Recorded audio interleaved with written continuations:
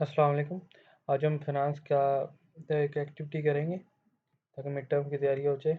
अच्छा, तो ये हमें दो स्टॉक्स दिए हुए हैं, टी और B, stock T and stock B. और ये KSE 100 यानी मार्केट का हमें रिटर्न्स दिए हुए हैं। ये भी रिटर्न्स है। ये रिटर्न्स कैसे हमें पता चला कि ये सर ने बताया था कि रेट ऑफ रिटर्न दिए हुए हैं, ठीक है। अगर ना दिए हों तो ये प्राइसेस होंगी, प्राइसेस से रिटर्न फाइंड करने होते हैं। उसके लिए फार्मूला लगता है current minus previous divide by previous. तो इन सब पे लगाना है। तो इनकी वर्टिकल एनालिसिस आपने निकाल दी है तो आपको पता चल जाएगा। वैल्यूज़ आएंगी, वो रिटर्न आएंगे। यहाँ पे डायरेक्ट रिटर्न दिए हुए हैं तो इनको यूज़ करके हमने क्या निकालना है जो उन्होंने पूछा हो। सबसे पहले उन्होंने पूछा जी ये अरिथमेटिक मीन निकालें ईच स्टॉक का, ठीक है। तो वो हम देखेंगे मीन किस तरह निकालते हैं। इनको जमा करते हैं, सबको मैंने जमा किया, 0.27 है, और डिवाइड करते हैं जितने ये हैं। 5 हैं तो 5 से डिवाइड कर दिए। ये आ गया स्टॉक टी का मीन, अरिथमेटिक मीन। इसको टी बार भी कहेंगे क्योंकि टी है ये।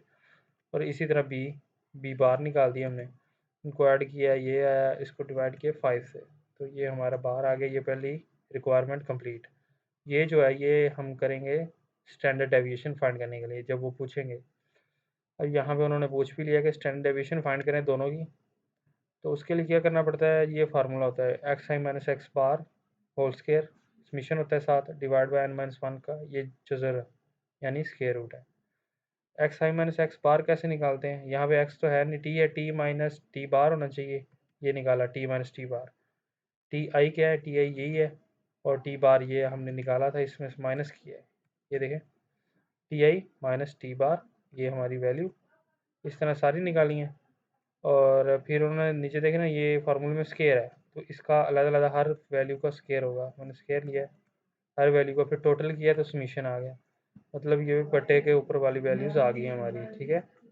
देखिए तो फार्मूले के ऊपर वाली वैल्यू आ गई हमारी, समीशन एक्स आई ए माइनस एक्स बार का होल स्केयर, ये वैल्यू आ गई। तो हम इसको पुट करेंगे एन यहाँ पे, ये देखें मैंने इसमें पुट किया, और नीचे n-1 है यानी 5 है, टोटल -1 4 हो जाएगा। ये वैल्यू आ जाएगी स्टैंडर्ड डेविएशन की। ये तो टी का आ गया ना, अभी बी का भी इसी तरह, B I minus B bar भी हमने निकाला था, ये देखें, और बी आई ये है, इनको माइनस किया, ये वैल्यू सारी हम बारी बारी निकालेंगे, इनका स्क्वायर लेते जाएंगे, ये वैल्यूज़ आएंगी, इनको टोटल करेंगे तो ये ऊपर वाली वैल्यू आ जाएगी 5 - 1 4 आ जाएगा। उसका जज़र रूट लेंगे तो ये हमारा स्टैंडर्ड डेविएशन आ जाएगी। अब स्टैंडर्ड डेविएशन का जब स्केयर लेते हैं तो वेरिएंस आ जाता है, तो सिंपल हमने इसका स्केयर लिया हुआ, ये मैंने इन दोनों का स्केयर लिया हुआ है, तो ये हमारा वेरिएंस आ गया, ठीक है। और जो जितनी कम होती है उतनी डिज़ायरेबल होती है। यहाँ पर डिज़ायरेबल का है ना, सबसे कम कौन सी है, 0.004, तो ये है डिज़ायरेबल। यहाँ पे भी ये कम है तो ये डिज़ायरेबल है, ठीक है। मतलब हम पिक कौन सी करेंगे, अगर सर ने कहा इनमें से अच्छी कौन सी है, ये वाली है।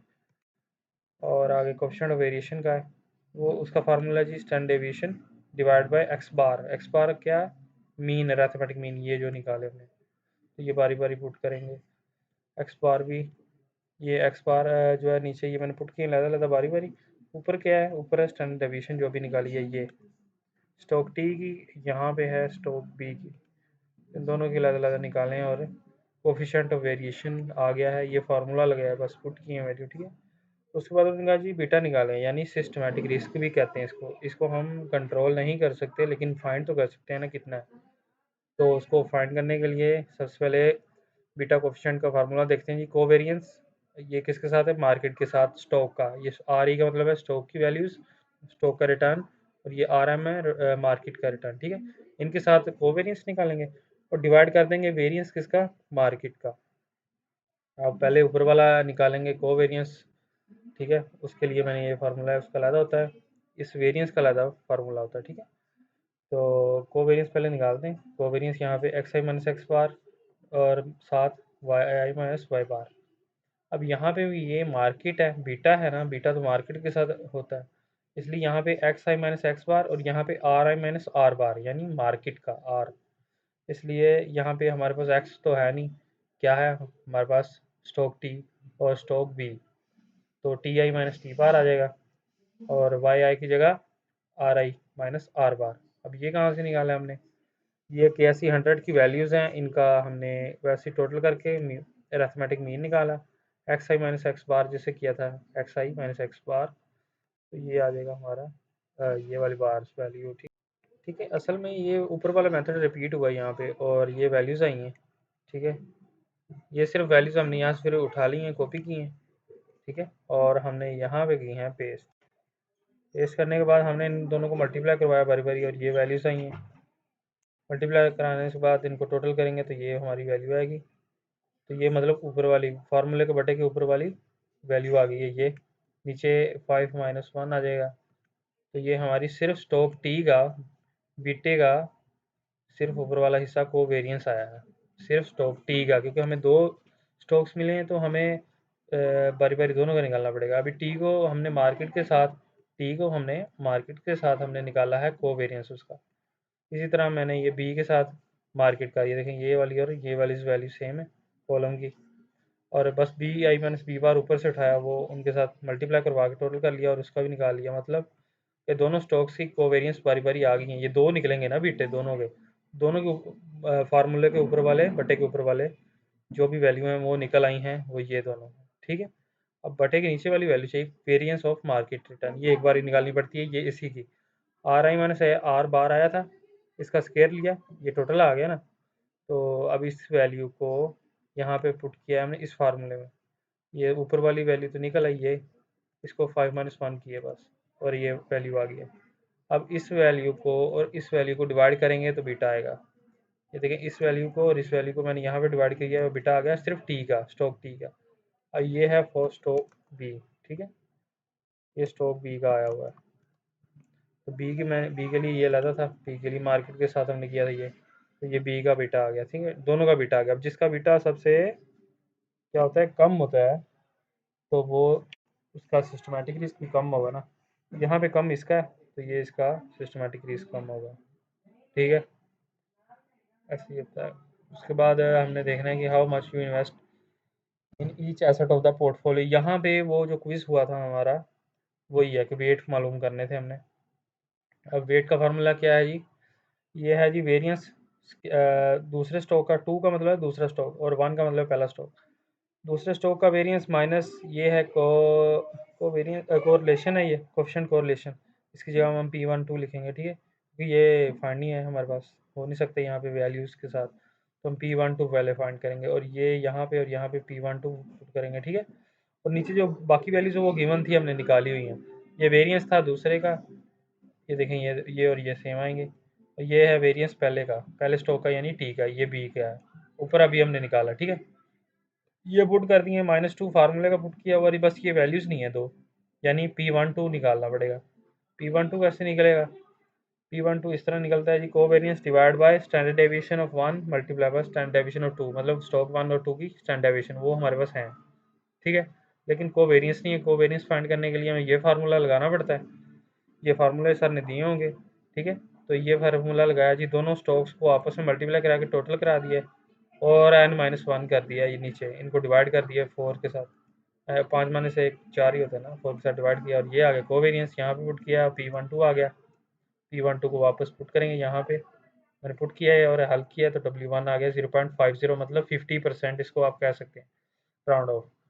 तो W2 भी इसी तरह 1 माइनस जो भी आंसर है, 1 माइनस जो भी आंसर आया किया है, तो W2 भी आ गया 0.49।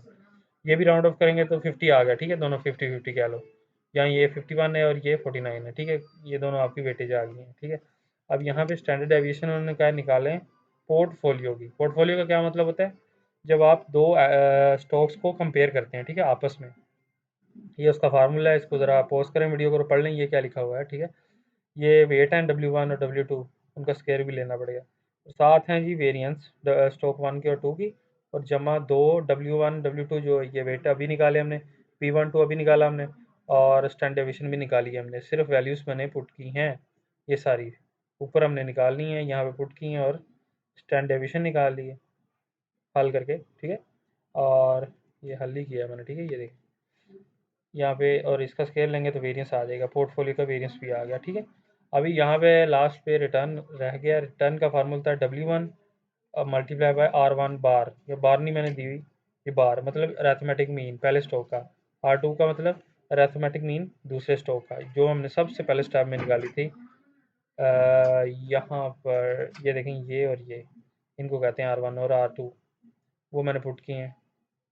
यहाँ पे ये देखें, और बाकी वेटेज हैं जो अभी वेट हमने निकाले 0.50 और 49, ये मल्टीप्लाई करा के हमने रिटर्न निकाल लिया। इस तरह रिटर्न निकालते हैं, ठीक है। विच पोर्टफोलियो इज मोर डिज़ायरेबल, ये दो पोर्टफोलियो दिए थे इसलिए यहाँ पे सर पूछ रहे, वरना एक ही निकला है तो ये डिज़ायरेबल नहीं हो, यहाँ पे ये लाइन नहीं बनती। उसके बाद प्रैक्टिस के लिए कुछ क्वेश्चन दिए थे, ये ऐसे क्वेश्चन अब जो ये मैं करवाने लगा हूँ ना, इस तरह के आएंगे पेपर में, ठीक है। वो ऊपर वाला तो बस एक बेसिक था, वो बेसिक हो गया।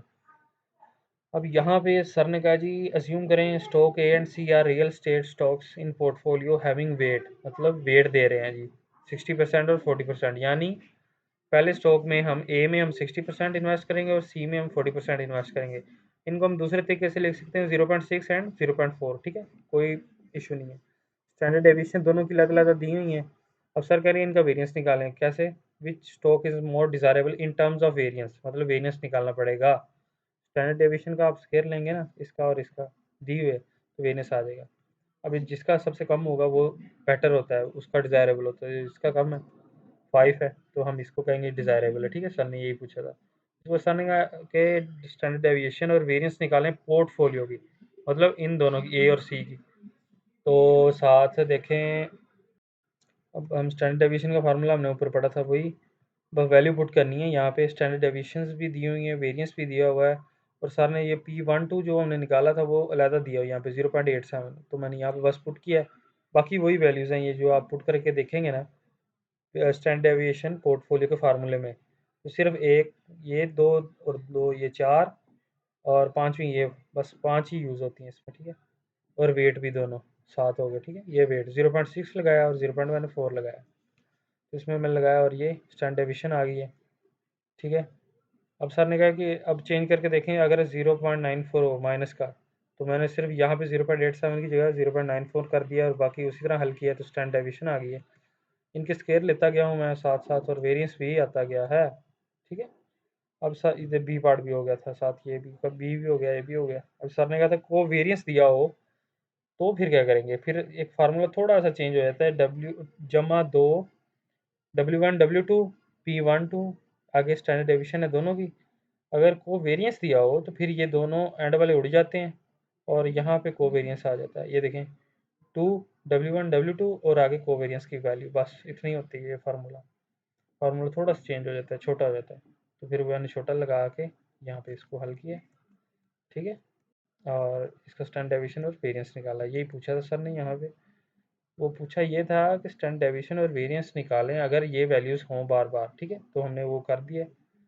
अब आगे देखते हैं आगे सर ने क्या कहा है। आगे सर ने कहा जी to make an informed decision between the stocks and bonds, George is trying to determine the rate to return value of both investments. He first evaluate the stock investment, मतलब उसने पहले इवेलुएट किया है stock investment को जिसकी standard deviation थी 5.2, expected return था 15%। अगर इन दोनों को आप डिवाइड करेंगे तो एक वैल्यू आएगी, ठीक है, वो मन की है। और दूसरे की उसने कहा जी बॉन्ड की उसने की है वैल्यूएशन, और उसकी स्टैंडर्ड डेविएशन थी 2.5 और उसका रिटर्न था 7.7%, उसकी भी हमने की है, ठीक है। तो विच इन्वेस्टमेंट शुड वी चूज़, जिसकी कम आती है वही चूज़ करते हैं हम, तो 32 आई है तो ये हम उठाएंगे।